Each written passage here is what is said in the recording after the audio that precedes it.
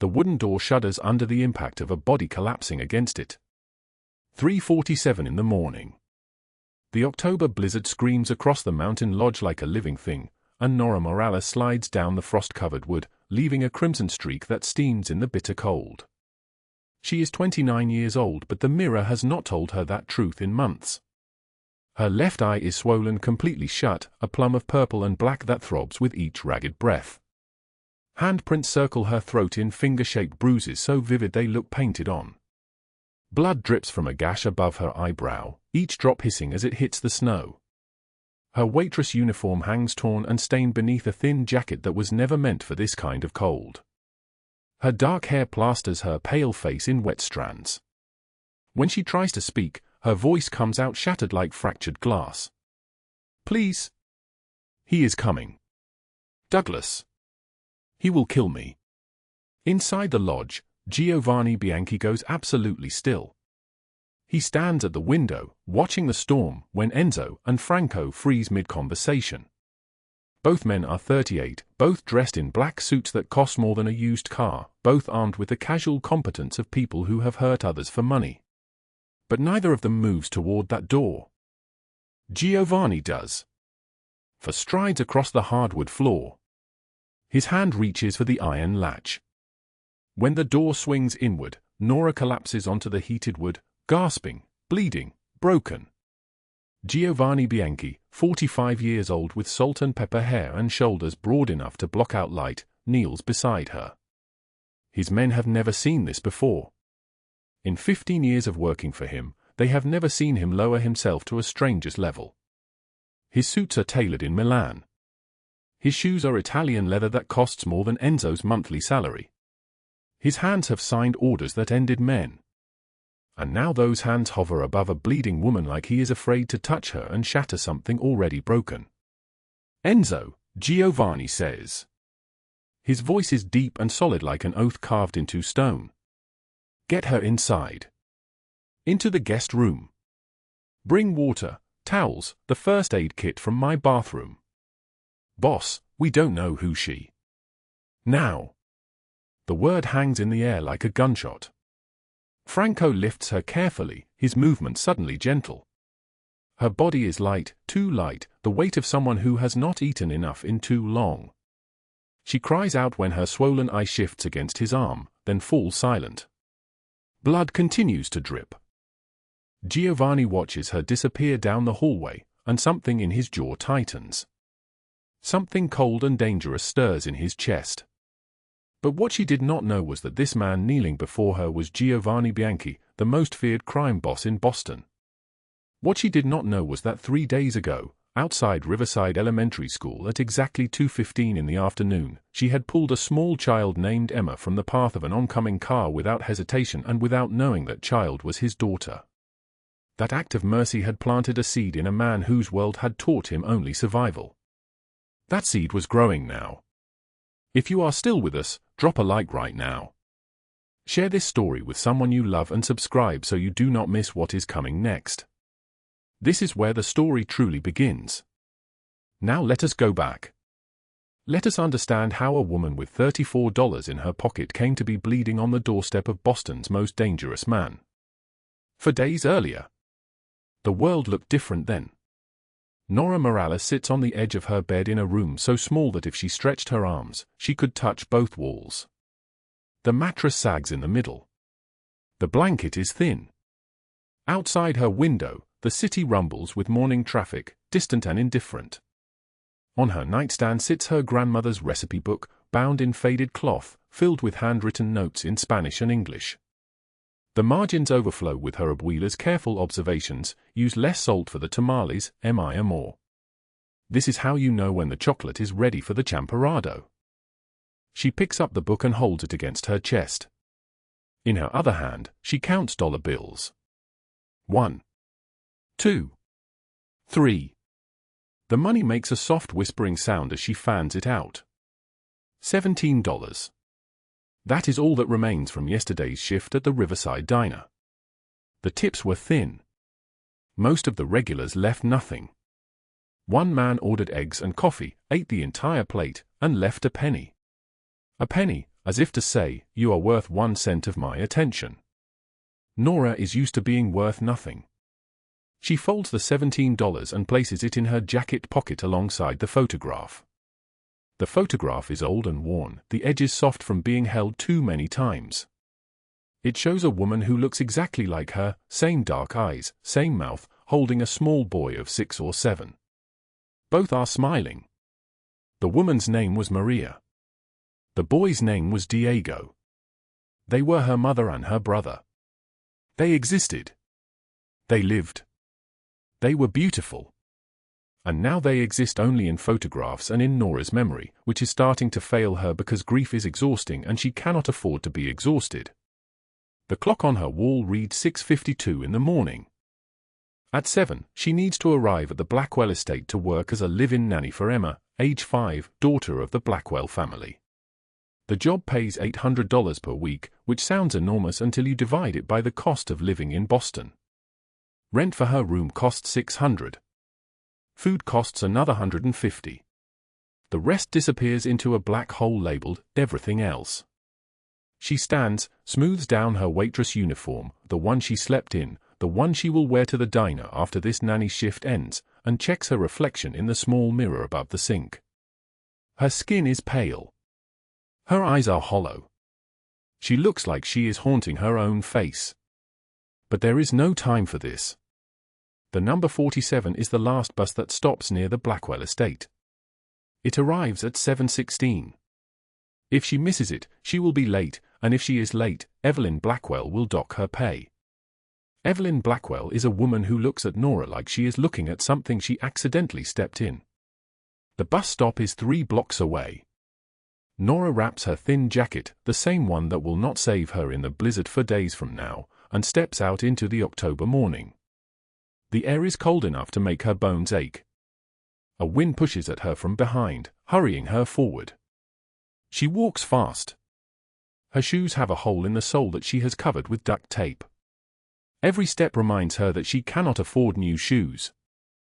The bus pulls away from the stop exactly as she Get in. She gets in. The car smells like leather and expensive cologne. The seats are warm. Through the window, the city slides past in shades of grey and brown. Nobody speaks. The radio plays quietly, a classical piece, something Italian, something that sounds like longing. After 15 minutes, the SUV pulls up to the iron gates of the Blackwell estate. "Thank you," Nora says. The man turns slightly, and for just a moment, his dark eyes meet hers in the rearview mirror. There is something in that look, recognition, perhaps, or curiosity. But then it passes. "Take care of yourself," he says, and his voice is deep and warm like a stone warmed by sunlight. The world is not kind to people without protection. The doors unlock. She steps out onto the driveway, and the SUV pulls away, disappearing around the corner. Nora stands there for a moment, uncertain whether what just happened was real. The gates of the Blackwell estate loom above her. Beyond them sits a mansion made of pale stone, with windows that reflect the cloudy sky like dead eyes. She presses the intercom button. "I am here to pick up Emma," she tells the speaker. "Nora Morales." The gates swing open with a sound like a sigh. Inside the mansion, Emma is already awake. The child is small for 5, with blonde hair and her mother's cold blue eyes. She sits at a breakfast table in a kitchen larger than Nora's entire apartment.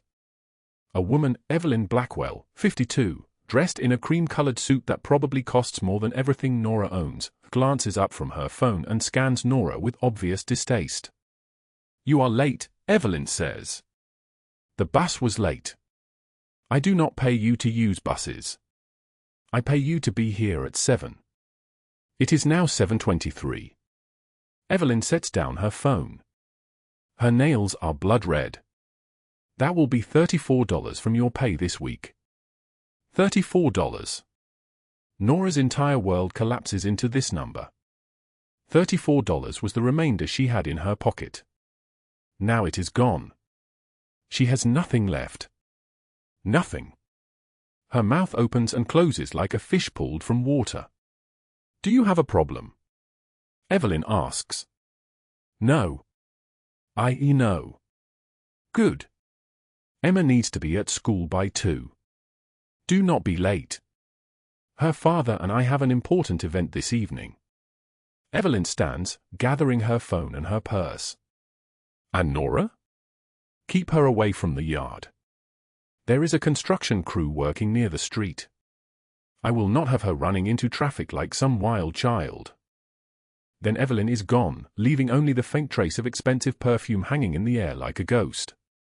Emma looks at Nora and does something unexpected. She smiles. Mommy is mean, Emma says, in the uncomplicated way that only 5-year-olds can be honest.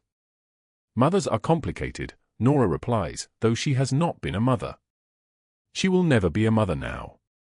She cannot afford it. She cannot afford anything. She takes Emma's hand, and the child's small fingers wrap around hers.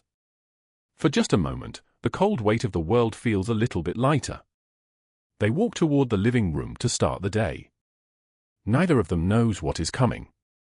Neither of them knows that at 2:15, standing outside Riverside Elementary School, Nora's entire life is about to change in the space of 3 seconds. Neither of them knows that a black car will swerve around the corner, its driver texting, completely unaware that a small child is walking toward the street. Neither of them knows that Nora will react without thinking, without hesitation, without any consideration for her own safety. Neither of them knows that in saving Emma's life, she will catch the attention of someone who does not forget kindness shown to his children. But for now, there is breakfast. There is a small girl holding her hand. There is a recipe book waiting at home, full of her grandmother's love written in the margins. And there is the storm coming, though she does not know it yet. For days before the blizzard, before the blood on snow, before everything shattered, Nora Morales stood outside Brookside Elementary School with dead leaves cutting across her feet like tiny blades. The October wind came down hard from the north, carrying the cold that only Boston knows how to build. It was 3:15 in the afternoon, and she wore her waitress uniform from the morning shift, black pants stained with coffee at the hem, a white button-up with the collar beginning to fray. Her breath came out in small clouds that dissolved into nothing. She clutched 2 worn backpacks in her left hand and a plastic bag with crackers and apple slices in her right. The crackers were stale. The apples were beginning to brown. She had bought them yesterday with money she could not spare. In her jacket pocket, pressed against her ribs, was her grandmother's recipe book. The pages had turned yellow decades ago. The margins held notes written in faded ink, the handwriting of a woman who had learned to cook not in schools but in kitchens she did not own, for families she would never belong to. Her grandmother had written things like add the basil when the oil sings and a pinch of salt is a prayer for the person who tastes it. These margins were the only inheritance Nora would ever receive. They were also the only thing keeping her from complete collapse. Sophia and Marco emerged from the school doors at 3:17. Sophia was 6, thin in the way that children become thin when their mothers count every calorie. Marco was 4 and still believed that his mother could fix anything, a scraped knee, a broken toy, the sound of eviction notices sliding under their apartment door at 2 in the morning. "Mama, I drew a picture," Sophia said, thrusting a piece of construction paper at Nora. It showed 3 stick figures under a yellow sun. One figure was much larger than the others. That was Nora. The other 2 were holding hands. "It is beautiful, Mija," Nora said, and she meant it with the kind of fierceness that made her chest ache. She had $34 in her wallet. 7 days remained before her grandmother's surgery was cancelled. The hospital had been very clear, 7 days or hospice discharge. Hospice meant the end. Hospice meant giving up. The surgery cost $22,000. She was a night shift waitress making $4.75 an hour plus tips. The tips had stopped coming 6 months ago when the restaurant manager Douglas Hale began taking them for register discrepancies. The walk to the Grandview Hotel restaurant took 42 minutes. She would drop the children at her sister Rosa's apartment, then work the dinner service, 5 hours on her feet, carrying plates, smiling at people who did not see her. After the restaurant closed at midnight, she would walk home in the dark, arriving at her own apartment at 1 in the morning. She would set her alarm for 6 because Sophia had school again in the morning, and the cycle would continue. 3 blocks away, on the opposite side of the street, a black Mercedes idled near the corner of Ashland Avenue. Inside the car, Giovanni Bianchi sat perfectly still. He was a large man, broad-shouldered and thick through the chest, the kind of man who seemed to take up more space than his actual dimensions allowed. He wore a charcoal suit that cost more than Nora earned in a year, and his dark hair showed silver at the temples like frost.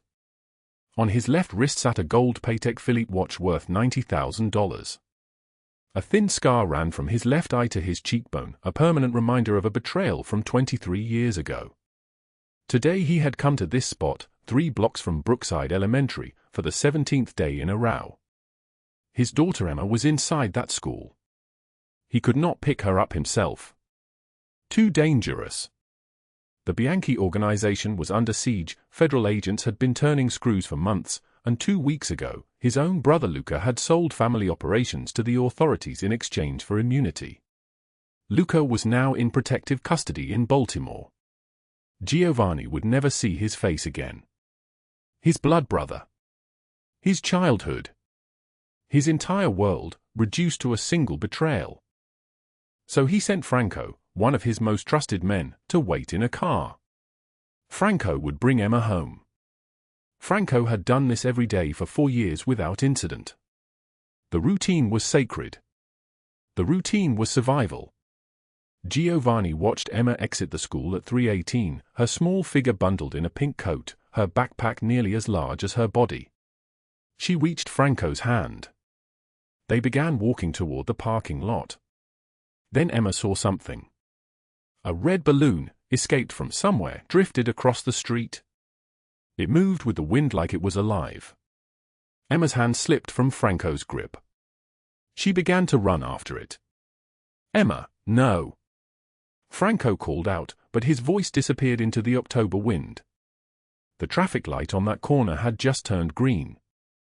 A delivery truck was approaching from the north, moving at 42 miles per hour. The driver's eyes were on the road, but he was not truly seeing. His mind was on the call he had missed from his ex-wife, on the payment due to his creditors, on the crushing weight of his own irrelevant life. Nora was gathering Sophia and Marco to begin walking when she heard Franco's voice crack like a whip through the air. She looked up. She saw the pink coat. She saw the delivery truck, massive and inevitable as a closing fist. The recipe book fell to the sidewalk. The plastic bag of crackers tumbled to the concrete. Her hand found Sophia's for exactly 1 second, long enough to register her daughter's presence, not long enough to say goodbye, and then Nora Morales moved. She did not think. She did not calculate. She did not wonder if the truck would stop or if she would be crushed between the wheels and the pavement. She simply became a person whose body was in motion, whose entire being had contracted into a single purpose: that child would not die. Nora's hand found Emma's shoulder. Her other hand gripped the girl's coat. She pulled backward with every ounce of strength her exhausted body possessed. Emma's feet left the ground. The delivery truck screamed past them, the wind from its passage ripping at Nora's hair, the smell of burning rubber and hot metal flooding her nostrils. Emma and Nora fell hard onto the concrete. Nora's palm scraped open. Her left hip struck the ground first, and sharp pain bloomed up her leg like a flower made of breaking glass. But Emma was on top of her, Emma was alive, Emma was breathing. Franco was there in 3 seconds, his face the color of old paper. "Are you hurt?" Nora asked Emma, her hands moving over the girl's body, checking, searching, needing absolute certainty that no bones had been shattered. "I wanted the balloon," Emma said, and her voice was small and confused. "I know, Piccola. I know you did. But you are okay. You are safe now. I have you." Franco tried to offer her money. He reached into his jacket, his hand shaking, and pulled out a stack of bills. "No," Nora said. She was still on the ground. Blood dripped from both her palms onto the concrete. "No, I have children too. I understand. Just make sure she is safe." Franco's eyes moved from Nora to Emma and back again. Something shifted in his face. He withdrew the money slowly. Nora gathered her things. The recipe book had landed open, its pages exposed to the wind. She closed it carefully, as if it were made of spun glass. The crackers were scattered. One had broken into pieces. She left them there. Sophia and Marco watched with wide eyes, not understanding what had happened, only that their mother had been on the ground and now she was standing, though she moved differently, as if something inside her had cracked. "Come," Nora said. "We have to go." She did not see the black Mercedes 3 blocks away. She did not see Giovanni Bianchi step out of the vehicle, his hand gripping the car door until his knuckles turned white. She did not see him watching her walk away, this woman whose face he could not quite see clearly from that distance but whose actions had just saved the life of his only child. He sat back in the car and picked up his phone. "Enzo," he said, and his voice was quiet, which made it more dangerous. "There is a woman. I do not know her name. She just pulled my daughter away from traffic. I need to know who she is. I need to know everything. Where she works. Where she lives. Who she talks to. Who hurt her before this. All of it. Find out by tonight." Enzo did not ask questions. He had worked for Giovanni for 19 years. He knew that when the boss asked for information with that particular edge in his voice, the only appropriate response was yes and silence. That night, at the Grand View Hotel restaurant, Nora stood in the supply closet counting inventory of napkins. It was 9:45 in the evening. The dinner service was in full swing. The kitchen was moving at full speed, and the dining room was full of people with money spending it on things that did not matter. Douglas Hale appeared in the doorway. He was 38 years old, though his face had the texture of someone who had been angry for most of his life. His hair was slicked back with product that smelled like chemicals. His suit was expensive but worn, the way expensive things become worn when they are used to contain a person's spite. "Nora," he said, and he smiled. "Working hard?" "Yes, Mr. Hale," she replied, not turning around. "You know, I have been thinking about you. About how dedicated you are. How much I appreciate your commitment to this restaurant." She said nothing. She continued counting napkins. 1, 2, 3. "I also know that your grandmother is very sick. That must be difficult. That must be expensive." He stepped into the closet. The door closed behind him. "I have been thinking that perhaps I could help. Perhaps I could help in ways that would be very beneficial for you. Would you like that, Nora? Would you like my help?" "No, Mr. Hale. I am grateful, but no. You see, I do not believe that." His hand reached out and grabbed her wrist. His grip was not very strong, but it was deliberate. "I believe you want help very much. You are desperate. You are a woman with no options. A woman with no papers, I might add. A woman that nobody cares about." She pulled her wrist back. "I was born in Boston. My citizenship is legal. And you need to let me go." "Or what?" Douglas Hale laughed. He leaned closer. His breath smelled like coffee and something bitter underneath. "You will tell someone? I have friends in the Labor Department. I have friends in immigration. You are nothing, Nora. You are nobody. An invisible woman with invisible children, and the only way your invisible life gets better is if you do what I say." The supply closet was very small. The only window was a thin rectangle of glass reinforced with wire mesh. Outside that window, the October night pressed against the building like something alive. "I will not," Nora said. Douglas Hale's hand moved to her throat. Not squeezing yet, just resting there, letting her feel the weight of his intentions. "We will see." The door opened. "Mr. Hale," a voice called from the kitchen. "There is a phone call for you. It is urgent. It is from Evelyn Blackwell's office." Douglas Hale's hand fell away. He straightened his suit and stepped back into the kitchen, leaving Nora standing alone in the supply closet, her heart moving at a speed that felt unsustainable. She did not know that the phone call had not come from Evelyn Blackwell's office. She did not know that it had come from Enzo, who had received instruction from Giovanni Bianchi to clear the hallway, to create space, to keep that woman safe. She did not know that Giovanni Bianchi had spent the entire evening learning who she was. She did not know that by 10 o'clock that night, Giovanni knew her name, her address, her salary, the names of her children, the cost of her grandmother's surgery, the amount in her savings account, and the fact that she was completely, utterly alone. What changed everything was that he also knew this: she had saved his daughter without hesitation, without asking who the child belonged to, without expecting any reward. She had simply done it. The October wind hammered against the lodge windows like something desperate to get inside. Nora sat on the edge of the leather couch, her body folded in on itself, her one good eye tracking the hallway where Mrs. Bianchi had been taken. The old woman's breathing had been shallow, panicked, her hands clawing at the air as if drowning in confusion. Giovanni had carried her to the guest room with hands that trembled in a way Nora had never seen from him, powerful hands suddenly uncertain, suddenly afraid. Franco stood in the doorway, his massive frame filling the space. His voice came out rough as gravel. "Boss is with her. She does not recognize him." The dementia got worse during transport. Enzo appeared beside him, 2 cups of tea in his hands.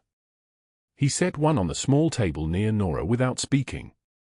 In 15 years of working for Giovanni Bianchi, these men had learned that some moments needed silence more than words. Nora's ribs ached where Douglas had kicked her. Her eye throbbed with a dull, rhythmic pain that matched her heartbeat. But it was the sound from down the hall that cut through everything, Mrs. Bianchi's agitation rising, her voice in Korean growing more frantic, more lost. Giovanni's deep voice trying to calm her, saying her name over and over. "Mama. It is me. It is Giovanni." She did not understand the words, but she understood the desperation. Nora pushed herself up from the couch. Every muscle protested. Every breath sent a spike through her ribs. Franco's hand came up instinctively to stop her, but she shook her head. She moved toward the hallway, slow, careful, like approaching a wounded animal. Mrs. Bianchi sat on the edge of a bed, her small frame rigid with terror. She wore a grey cardigan over a hospital gown. Her silver hair fell in tangles around her face. Her eyes were wide, searching, finding nothing familiar. Giovanni stood in front of her, his hands open at his sides, his entire body language saying please, do not be afraid, but his mother looked at him the way a stranger looks at an approaching threat. "Mama, it is me," he said again. His voice, usually so controlled, so certain, cracked like thin ice. Mrs. Bianchi pulled back. "No. No, you are not. Where is my son? I need my son. Someone took me from my room. Where am I?" Nora leaned against the door frame. She was thinking of her own grandmother, the woman who had raised her after her parents died in a car accident on a rain-soaked highway. The woman who had taught her every recipe in that worn book, the one still tucked in Nora's jacket pocket, water-stained and precious. She thought of the hospital's phone call yesterday morning. 7 days. That is what they had said. 7 days before transfer to hospice care. She began to hum. It was a melody her own grandmother had taught her, a Korean lullaby that Nora had learned as a child from a neighbor woman who used to sing it on summer evenings. Nora's voice was soft, barely there, shattered like old glass. The melody hung in the air, simple, ancient, a song that had traveled across oceans and generations. Mrs. Bianchi's rigidity shifted. Just slightly. Her hands, which had been clenched in her lap, opened. Her breathing slowed. Nora moved into the room, each step careful. She sat beside the old woman, close enough to touch but not touching yet. The humming continued, that same gentle melody, repeating. In broken Korean, Nora whispered the only phrases she knew, the ones her grandmother had repeated to her during thunderstorms. "You are safe. You are loved. Your son is here." Mrs. Bianchi's eyes filled with tears. They spilled down her cheeks without sound. She reached out with trembling fingers and touched Nora's bruised face where the swelling had turned purple and yellow. Her touch was impossibly gentle. "My daughter," she whispered in Korean, and then again, as if remembering something precious, "my daughter." Nora did not correct her. She simply took the old woman's hand. She continued the lullaby, and Mrs. Bianchi's breathing deepened, steadied, became the rhythm of someone finally safe. The old woman's head dropped to Nora's shoulder. Her body, which had been a rigid thing of pure fear, relaxed into something human again. Giovanni stood frozen. He did not move. His men, who had entered the hallway behind him, did not move either. Franco's hand went to his eyes. His massive shoulders shook once, then steadied. Enzo stared at Nora as if she were something impossible, something that should not exist in a world of violence and survival. His voice, when it came, was barely audible, "Boss." Giovanni did not respond. He watched Nora rock his mother gently, watched her sing that lullaby that his mother had sung to him 60 years ago in a different language, a different life. And something in his chest that had been stone for a very long time cracked open. Not breaking. Not shattering. Just cracking, just enough for light to get through. 2 hours later, Mrs. Bianchi slept. Nora had not left her side for a moment. She sat in a chair beside the bed, her hand resting on the old woman's wrist, feeling the pulse, counting the breaths. She had done this with her own grandmother during hospital stays. She knew the rhythm of vigil. She knew how to be present for someone in the dark. Giovanni entered carrying a tray. On it sat a bowl of soup, bread, a cup of tea. He set it on the small table without making a sound. "You need to eat," he said. Not a request. A statement. A command. Nora shook her head. "I cannot leave her. You cannot care for her if you collapse." Giovanni sat in the chair across from her. In the soft lamplight, she could see the exhaustion written into every line of his face. "Eat." She ate because he had said it like an order from someone accustomed to obedience. The soup was hot, real, made with stock and vegetables, nothing like the instant broth she could afford. She ate slowly, afraid her stomach would reject it after so long without proper food. "Why are you here?" Nora asked quietly. "In this lodge. In the mountains. You are not the kind of man who hides." Giovanni was silent for a long time. The sound of wind against the windows filled the space between them. "My brother," he said finally. "Luca." He made a deal with the Federal Bureau of Investigation. He gave them names, operations, details. 20 years of everything we built. In exchange, immunity. Nora set down the spoon. "He betrayed you." "Yes." The word came out like a blade. "I could have killed him. I considered it. My men were ready to do it. But Luca has a daughter. She is 4 years old. She barely knows him, but she exists because of him, and I could not. I could not take that choice away from her." He met Nora's eyes. "So I chose survival instead. I chose to protect my business, my people, my family. I ran." "You chose to protect those who depend on you," Nora said quietly. "That is not weakness. That is love." Giovanni stared at her.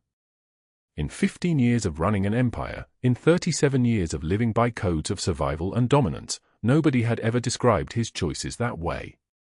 Nobody had ever framed his violence, his ruthlessness, his ability to choose self-preservation, as anything other than appetite for power.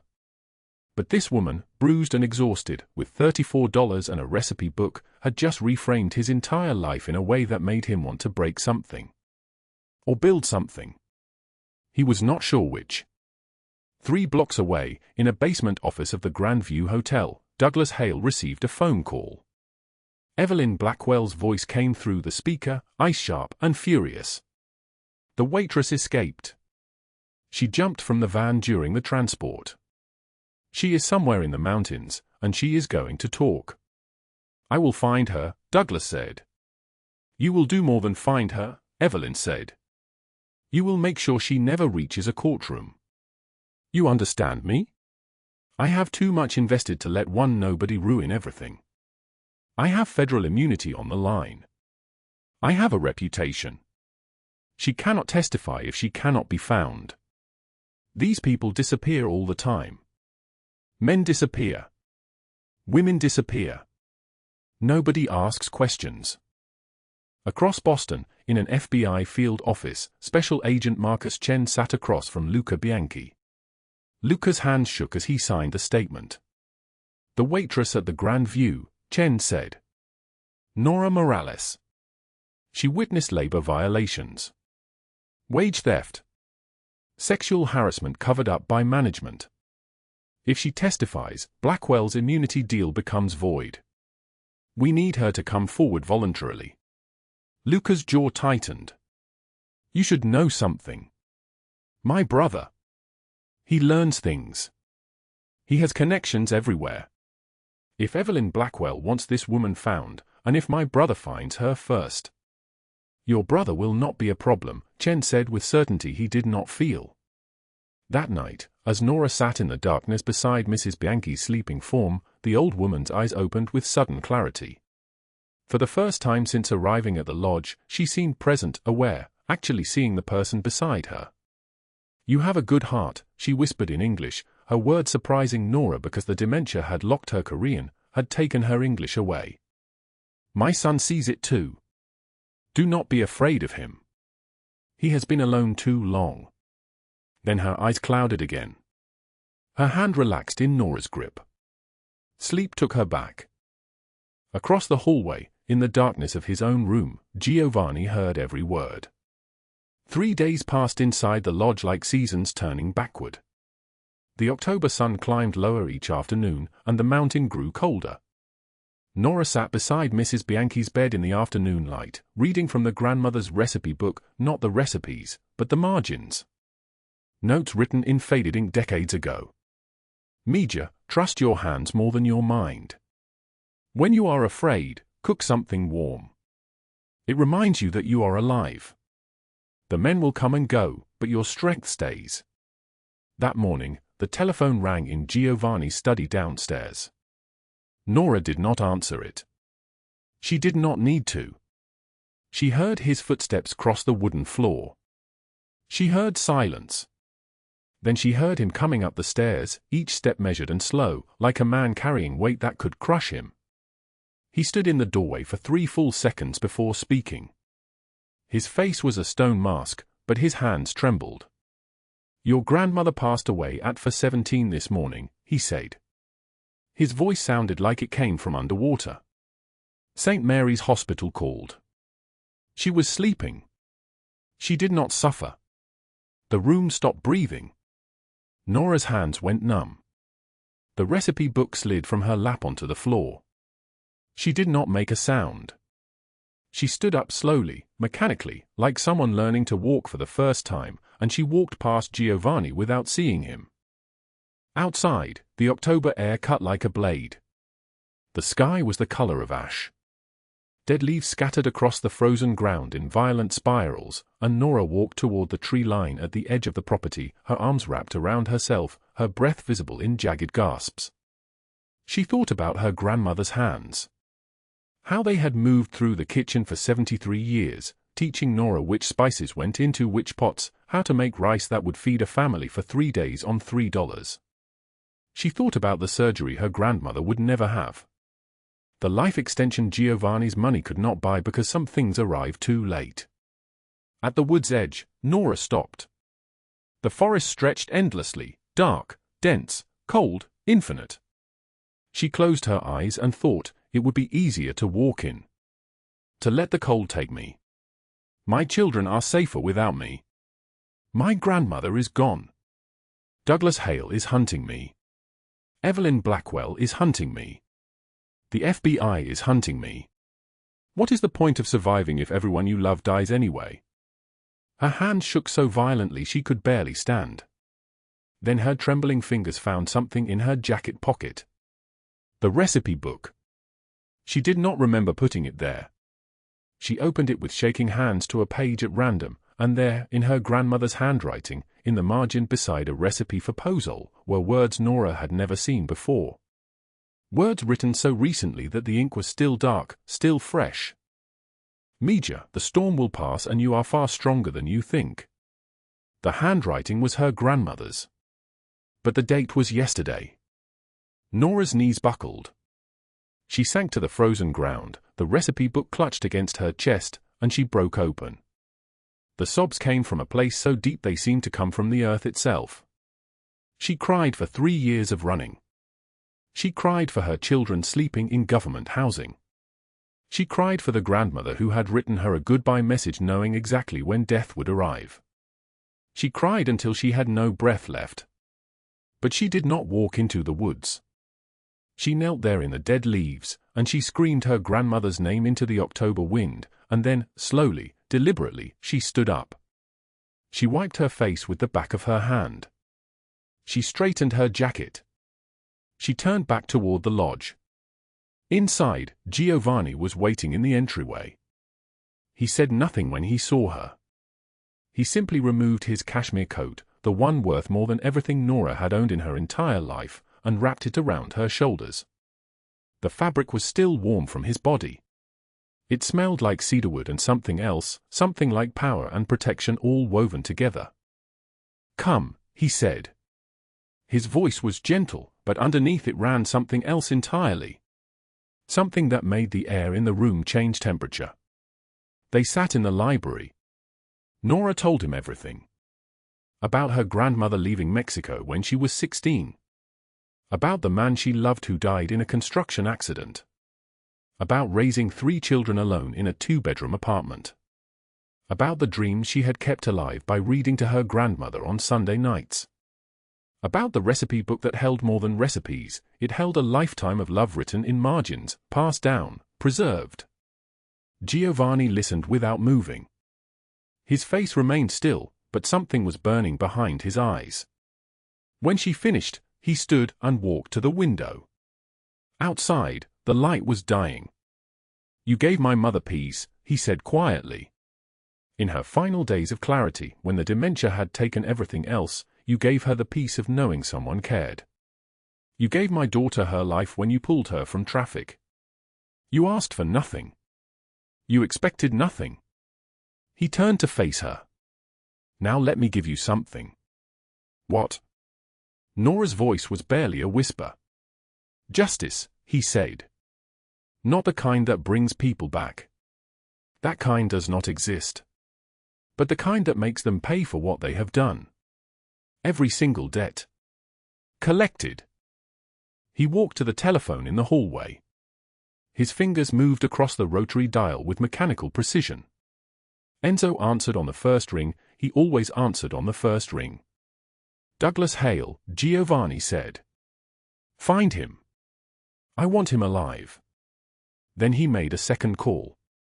This one to an FBI field office in Boston. Special Agent Marcus Chen answered. "I have evidence," Giovanni said calmly. "Labor trafficking. Wage theft. Sexual harassment. Falsified immigration documents. Threats against immigrant workers. All connected to Evelyn Blackwell. All documented. All provable." The agent's breathing quickened on the other end. "What do you want in exchange?" "Immunity from prosecution regarding certain aspects of my organization," Giovanni said. "And I want Douglas Hale arrested for assault. For attempted kidnapping. For conspiracy to commit murder." "We can arrange that," Chen said. "We'll need the evidence by morning." Giovanni hung up the phone. He looked at Enzo and Franco, who had materialized silently in the hallway. His lieutenant knew what the look meant. 12 men were in the garage within 20 minutes, dressed in black tactical gear, moving with the precision of men who had done this 1,000 times before. That night, on Route 9 heading east, Douglas Hale's vehicle pulled into a gas station. He was alone. He had been running for 3 days, sleeping in his car, checking his phone obsessively for Evelyn's instructions. When he stepped out to pump gas, Enzo emerged from the shadows with Franco behind him. Douglas's hand went to the gun at his waist, but Franco was faster. The disarming took exactly 2 seconds, a movement so fluid it seemed choreographed. Douglas's weapon fell to the concrete. He ran. 6 steps toward the tree line, then the men were around him like a cage. Enzo grabbed his arm with a grip that felt like iron. "You put your hands on the wrong woman," Enzo said flatly. The warehouse was on the outskirts of Boston, a structure of concrete and shadows where sound disappeared. Douglas was zip-tied to a metal chair beneath fluorescent lights that made his skin look corpse-gray. His eyes darted frantically between the men surrounding him. Giovanni entered alone. He wore a black suit. His gold watch caught the light as he pulled a chair directly across from Douglas and sat down. "You threatened her," Giovanni said. His voice was steady, conversational, which made it infinitely worse than if he had screamed. "You put your hands on her body. You tried to silence her." Douglas's lips curled into something that might have been confidence or might have been terror. "You do not know who you are dealing with.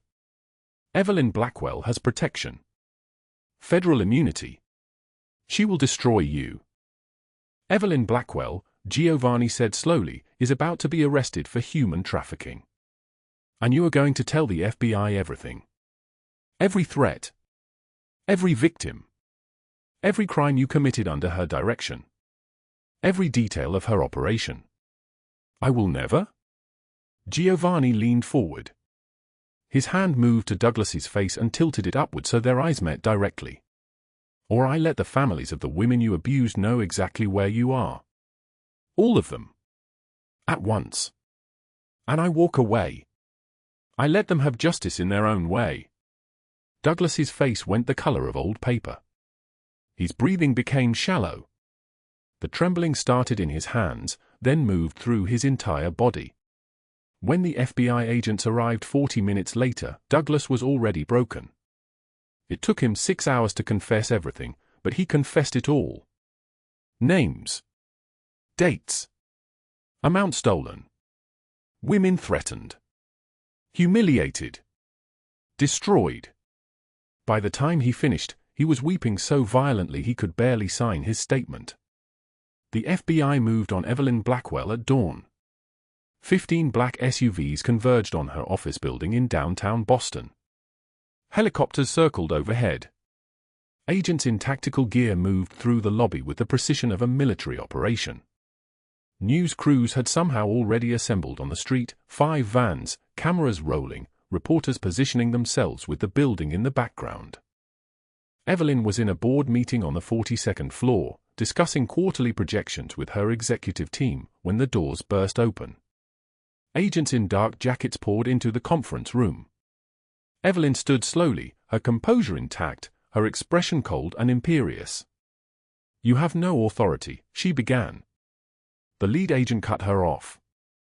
"Evelyn Blackwell, you are under arrest for labor trafficking across 6 states, conspiracy to commit murder, and obstruction of justice. You have the right to remain silent." The cameras captured everything. Her perfectly styled blonde hair. Her designer suit worth $4,000. Her face as the realization hit that money, status, and connections could not protect her from this. She was led from the building in handcuffs. The photographer's cameras flashed like lightning. The reporters shouted questions she did not answer. Her lawyer, who had cost her $50,000 just to show up, could do nothing but follow behind her and say no comment repeatedly. By evening, the arrest was on every news channel in America. By the next morning, federal prosecutors had frozen her assets. By week's end, her board of directors had voted unanimously to remove her as CEO. 3 months later, in federal court, judgment was rendered.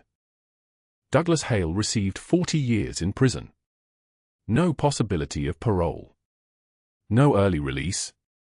He was led from the courtroom in ankle shackles, his orange prison uniform hanging loose on his frame, his face hollowed out by the weight of what he had done and what he would lose. Evelyn Blackwell received 35 years and total financial forfeiture. Every property. Every investment. Every account. Seized and liquidated. Her net worth, which had been $847 million, became 0. As she was led away, she locked eyes with Nora, who sat in the gallery wearing a simple blue dress and her grandmother's recipe book in her lap. "You are still nobody," Evelyn hissed, her voice carrying across the courtroom. Nora met her gaze. And in that moment, something shifted in her face. Not anger. Something quieter and far more powerful. "But I am free," Nora said calmly. "And you will never be again." The judge's gavel fell. The sound echoed through the courtroom like a bell ringing at the end of a long night. Justice was not swift death. Justice was watching them live with the consequences of their cruelty every single day for decades in a cell. Too slow, too thorough, too perfectly devastating for either of them to ever recover from what they had done. Outside the courthouse, Nora stood on the steps. The November sun was warm on her face. Giovanni was beside her, and Emma held her hand. 6 months after the judgment fell like thunder through the federal courthouse, Nora Morales stood in a kitchen that smelled like cinnamon and redemption. The bakery called Morales Family Recipes occupied a narrow storefront on Salem Street in Boston's North End, its gold lettering catching the afternoon light. Flour dusted her white apron. Her hands, once raw from hauling dishes through restaurant grease, now moved with purpose through dough, shaping it into forms that would feed people she had never met. The transformation was not magic. It was mathematics. Giovanni had offered the down payment. $12,000, enough to lease the space for 6 months and purchase equipment that did not arrive broken or second-hand. Nora had refused to sign the papers until she calculated her repayment schedule down to the final dollar. Giovanni watched her work through the numbers with a pencil, writing in the margins of a napkin the way she wrote in her grandmother's recipe book. "You do not need to repay me," he said.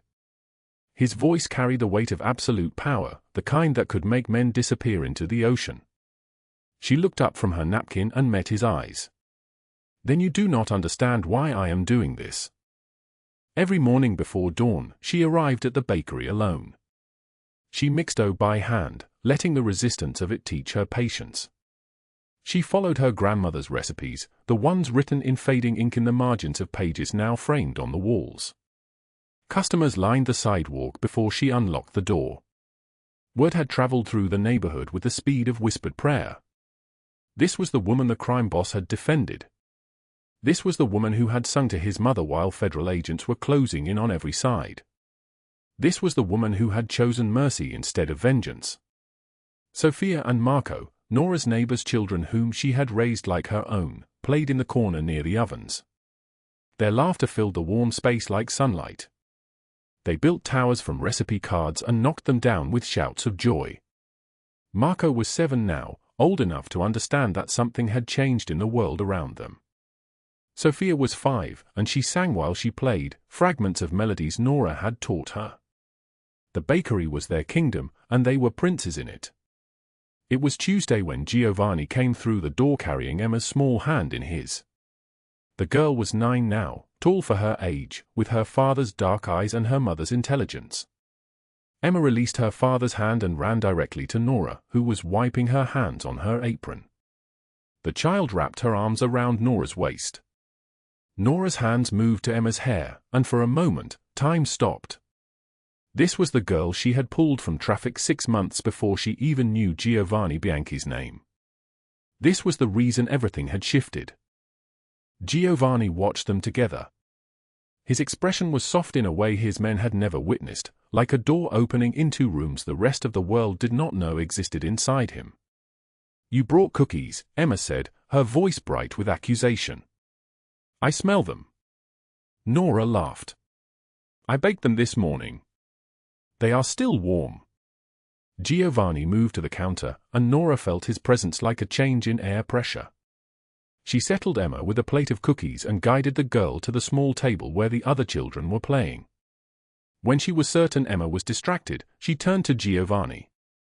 His suit was charcoal gray, tailored in Milan, worth more than Nora's yearly mortgage payment if she had one. A gold watch caught the light at his wrist. "How is your mother?" Nora asked quietly. Something closed in his face. His jaw tightened. "She passed 3 weeks ago." peacefully, in her sleep. He paused. At home. With family around her. Nora's eyes filled with tears. She did not cry easily anymore. The world had wrung most tears out of her by the time she met him. But these were different. These were for a woman she had cared for. An old woman who had held her hand in the darkness and told her stories about her son when he was a boy, before the world had taught him to be dangerous. "I am so sorry," Nora said. Giovanni shook his head. His voice dropped lower. "Because of you, her final months had moments of peace. You gave her that. You gave me that. And I spent 40 years believing that peace was something men like me could not have." That evening, after the customers had gone and the last bread had been boxed, Giovanni returned. Nora was on her knees in front of the ovens, scrubbing at burnt flour residue with a brush that had already worn bristles. Her hair had come loose from its tie. Exhaustion lived in every line of her body, in her shoulders, in the way she held her breath, in the tremor of her hands.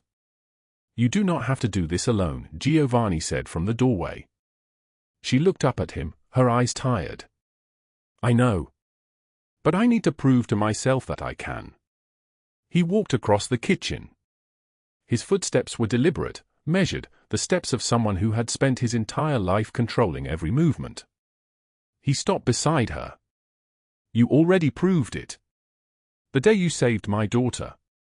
The day you saved my mother. The day you survived Douglas Hale and came out stronger than you went in." Nora sat back on her heels. Her voice was barely a whisper. "I am terrified every day. Terrified that this will all fall apart. That I will fail. That I am not strong enough to carry this." Giovanni lowered himself to sit beside her on the kitchen floor. His expensive suit pressed against the tiles. She realized he did not care about the suit. She realized he would sit on 1,000 kitchen floors if she asked him to. "Then be terrified with me," he said. "Because I have been alone for too long, and you are the first person in 15 years who made me believe in something other than survival." He took her hands. They were rough, marked by work, scarred from burns and cuts. He turned them over like they were precious documents. Like they held secrets. Like they held power. When he kissed her, it was not desperate or dramatic. It was gentle. Certain. Like coming home after a long war. When they parted, Nora whispered, "What are we doing?" "We are choosing mercy over destruction," Giovanni said. "Together." Outside, the October wind blew dead leaves across Salem Street. Rain threatened on the horizon. But inside the bakery, there was warmth. There was light. There was the smell of cinnamon and yeast and the future taking shape in an oven. 1 year later, the bakery had expanded to 2 locations. Nora had hired 4 women, all of them carrying their own scars, their own stories of survival, and paid them wages that meant they could rent apartments without counting money 3 times. The recipes from her grandmother's book lined the walls in shadow boxes. Every page had notes in the margins, instructions written in ink that had faded to sepia. Some notes were in her grandmother's hand. Some were in her own. Giovanni had stepped back from the dangerous edges of his operation. His legitimate businesses now consumed most of his time: restaurants, construction, real estate. He had created a foundation in his mother's name that provided scholarships to women from poverty. He had not gone soft. His men knew that. But something had quieted in him. Something had learned to rest. On a cold October morning, exactly 1 year after the night Nora had collapsed against the lodge door, she stood in her kitchen rolling dough. Sophia and Marco helped her, their small hands pressing and folding with concentration. Emma sat at the counter doing homework, her pencil moving across the page with the confidence of a child who had learned to trust the future. The door opened. Giovanni entered carrying wildflowers, not roses, but the kind that grew in the mountains near the lodge where everything had begun. White and purple and gold, defiant against the October cold. Nora took them. Her smile was bright. On the wall behind her hung her grandmother's recipe book in a shadow box, open to the page with the words written in careful script, "The storm will pass and you are far stronger than you think." Giovanni stepped forward and took her hand. In front of the children, in front of the light streaming through the windows, in front of the life they had built together from ashes and mercy and the radical choice to believe in each other when belief seemed impossible. "I love you," he said simply. "I know," Nora answered. "I have known since the night you could have been anyone, and instead you chose to be kind." If this story moved you, drop a like right now. Share this with someone who needs to remember their own strength. Subscribe so you do not miss what is coming tomorrow. Comment below and tell us, in your own words, what you would have done in Nora's place. Would you have run or would you have fought? The storm will pass and you are far stronger than you think. Thank you for staying with us until the very end.